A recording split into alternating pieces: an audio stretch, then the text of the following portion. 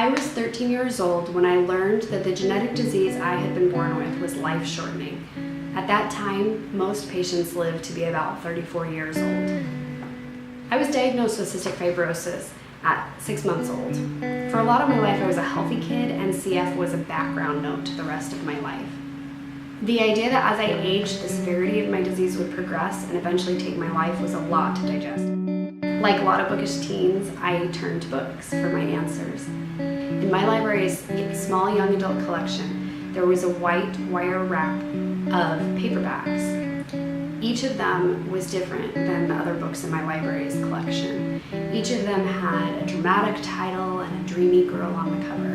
And each of them were about teens like me. Teens who knew what it was to spend time in the hospital, who knew what it was to miss big life events because of sickness, who knew what it was to grapple with the idea that your life might be over before it had even begun. My mom, however, would never let me check out these books, and at the time I was annoyed, but what I have since come to realize is that all of these books had one of two ends for their disabled characters.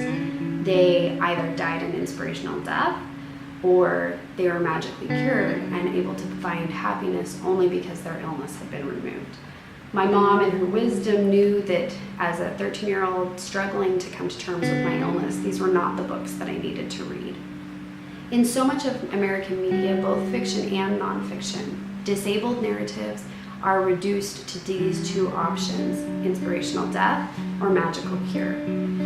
Over and over, disabled readers are told that they can't have happiness while they are still disabled.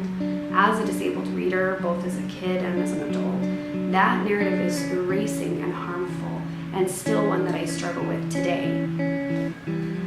If my only path to happiness is a cure, but no cure will ever exist for my illness, where does that leave me? If my only chance at a meaningful life is to die bravely to inspire those around me, what is my life really worth? All of these thoughts were a big part of the planning process for my debut middle grade novel, Where the Watermelons Grow, which is about a 12-year-old girl struggling to come to terms with her mother's schizophrenia. I wanted to write a story that was anti-magical cure, a story that pushed back on the idea that disabled readers only have worth and can only find happiness insofar as their disability is cured. I wanted to push back on the idea that happiness for a family that struggles with disability can only come through perfect restoration of health. Kids deserve thoughtful, nuanced portrayals of disability by creators who are themselves disabled or who have spent time with those who are. Kids deserve more than one wire rack of books with a limited and hurtful portrayal of what disability can be. As much as I might wish to, I can't go back in time and give my 13-year-old self disability-positive books, but I can write and I can advocate for books that show disabled children and teens that they are valuable, they are worthy, and their lives, no matter how different they may be from those around them, are beautiful.